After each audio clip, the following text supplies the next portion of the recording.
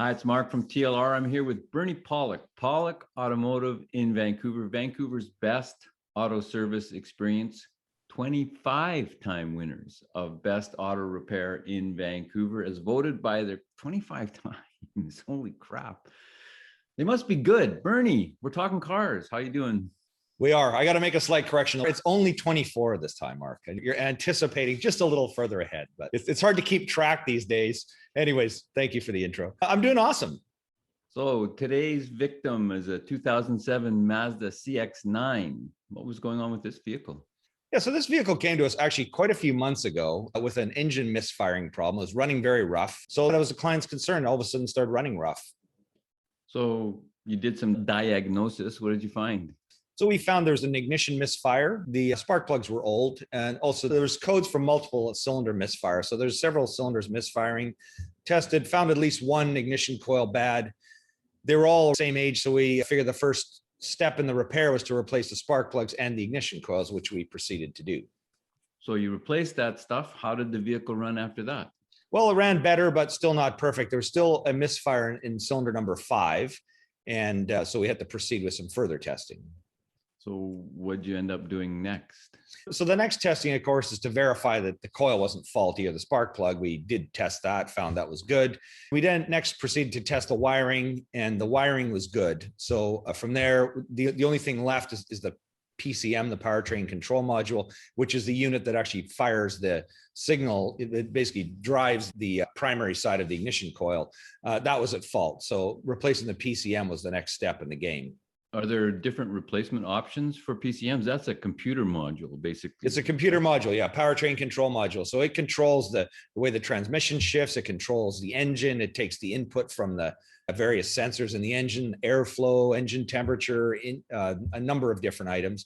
And then it'll trigger the spark plugs, the ignition coils to fire the spark at exactly the right time. It'll trigger the fuel injectors to fire the fuel injection at the right time, and a number of other things, plus transmission shift points and all sorts of things. It handles it all in one nice little box, which we'll look at in a minute. Anyways, as far as options, I mean, there's used parts available. There are brand new. I mean, usually the dealer's the place to go. There are aftermarket sources as well. So we looked through a variety of different sources, and there was nothing available used. As far as new from the dealer, it was obsolete. We deal with a company that rebuilds PCM, so we sent it off to them to have it done.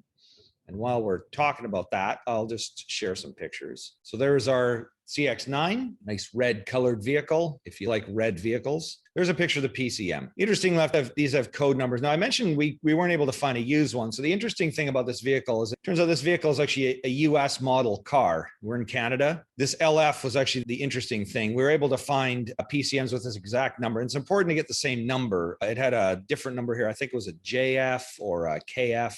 Something different. I'm saying desperation. You'll know why I say desperation in a few moments. We actually did find one with a slightly different number and tried it.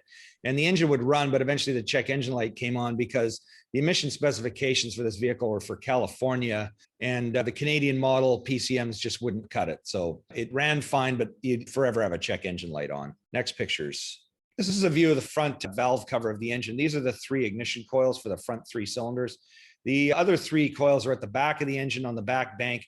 It's a lot of work to get them because you have to remove the intake manifold. So this is why we often, when one coil goes bad, replace them all, especially if it's on the rear bank, because, you know, if you have to change one, it's the same amount of labor to change all 3 as it is to do one. And then you don't come back in a couple months when the next coil dies to replace that.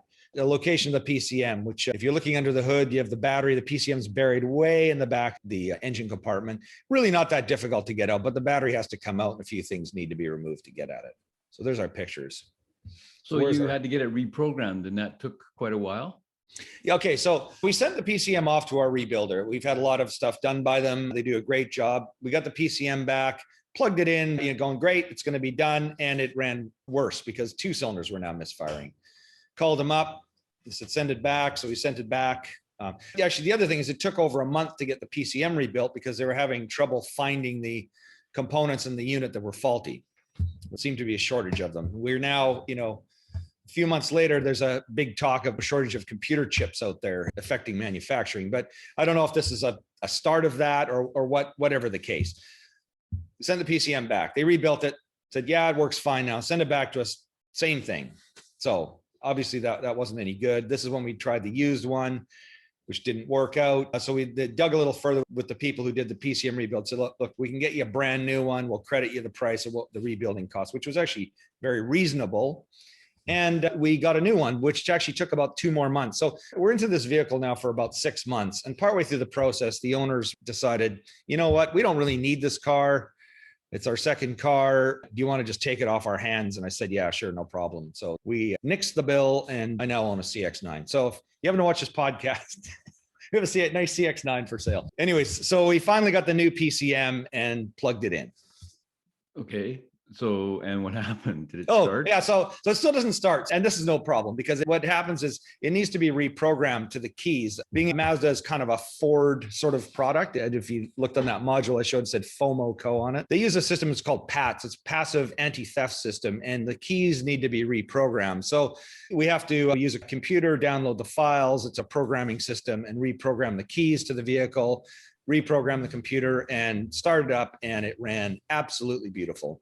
So yeah, so that's the end of the story, pretty much the end of the story. But what I can say that we found out along the line, if you're watching this podcast, is PCM failure on these vehicles is very common. This is the first one we've actually run into. There's not a ton of these cars on the road, so we don't see a huge amount of them, but this is the first one we've seen that fails. And it's quite honestly a bit of a pain. Like it surprised me. I don't think I've ever had what I would call a regular vehicle being out of service for 6 months waiting for a part. If we had to do this all over again and another vehicle came in, I know exactly where I'd order it from straight away. And chances are, if it was a Canadian car, we'd be able to get a used one pretty fast. But how reliable is a used one on a car that fails a lot?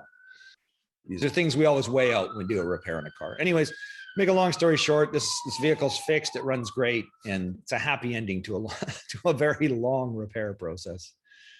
So all trying to sell the vehicle aside, besides PCM problems, how are Mazda CX9s for reliability? Yeah, they're good vehicles. I mean, it's a nice sized vehicle. A lot of them are very well equipped. They're nice to drive, very car-like driving for a small SUV. I think they're great. And we've serviced this vehicle for this person for many years. It's been a reliable car. Besides doing some brake work and fluid maintenances, it's actually been a very reliable vehicle. So this is one little bit of a flaw, I'd say, in the vehicle, but I feel confident whoever's going to buy this vehicle will not have to worry about the PCM and the ignition coils, because it's all brand new. That's good for another 14 years. Basically. Exactly, precisely. So there we go. If you need some service for your Mazda in Vancouver, the guys to call are Pawlik Automotive. You can book online at pawlikautomotive.com or give them a call, 604-327-7112. You got to call and book ahead. You have to book ahead. They're busy. Check out the website, of course, pawlikautomotive.com. Hundreds of videos, no exaggeration. All makes and models and types of repairs. We've been doing this for 9 years now. Or YouTube channel is under Pawlik Auto Repair, same thing. It's all there. All the expertise of 9 years of repairing all kinds of vehicles. And of course, thanks so much for watching and listening. We really appreciate it. Thanks, Bernie. Thank you, Mark. Thanks for watching.